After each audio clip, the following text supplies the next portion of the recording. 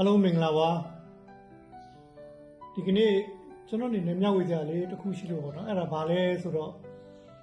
အလုပ်တစ်ခုကိုဆုံးဖြတ်ချက်မြန်ချပြီးတော့မှမြန်လုပ်တတ်တဲ့လူရဲ့အလုပ်တစ်ခုကိုအချိန်ယူပြီးတော့မှစဉ်းစားပြီးတော့မှအချိန်ဆွဲတတ်တဲ့လူရဲ့သူတို့နှစ်ဦးရဲ့အားနည်းချက်လေးကိုကျွန်တော်ဒီနေ့မျှဝေချင်ပါတယ်ကျွန်တော်နာမည်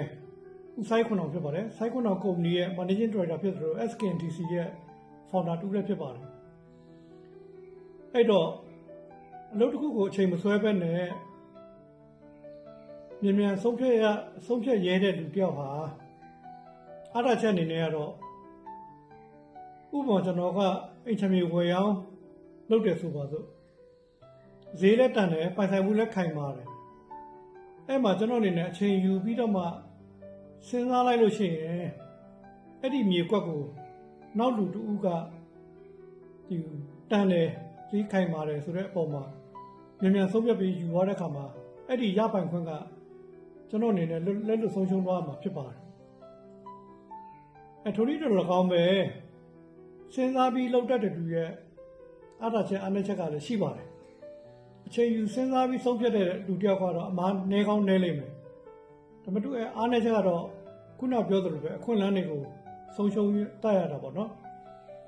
ဒါကြောင့်အဲ့နှစ်ခုကိုကျွန်တော်ဘဝအတွေ့အကြုံနဲ့ချိန်ပြီးတော့မှပြောပြမယ်ဆိုရင်တော့ကျွန်တော်အနေနဲ့ကမြန်ဆုံးဖြတ်တတ်တဲ့လူတစ်ယောက်အလုပ်ကိုမြန်အချိန်ဆွဲပတ်တဲ့လုပ်တတ်တဲ့လူတစ်ယောက်ပါ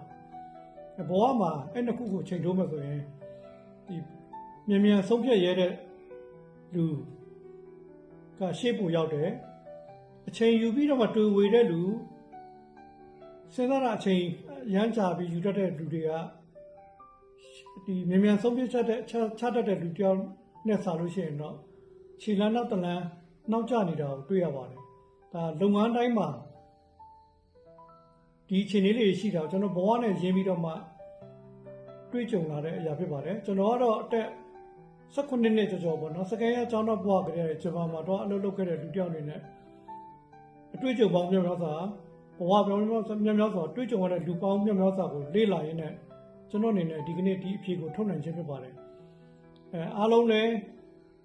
ဒီရကြတစ်ခုတော့ရှိလိမ့်မယ်လို့ယုံကြည်ပါတယ်ကြည့်ရှုပေးသူတူတယောက်ချင်းစီကိုလည်းကျေးဇူးထူးတင်ပါတယ်အိမ်ချမ်းမြေရောက်ဝဲမှာ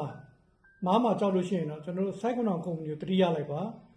အိမ်ချမ်းမြေတင်တဲ့ channel ဆိုတော့ကျွန်တော်တို့ SKNTC ကိုတတိယပေးပါအားလုံးကိုကျေးဇူးတင်ပါတယ်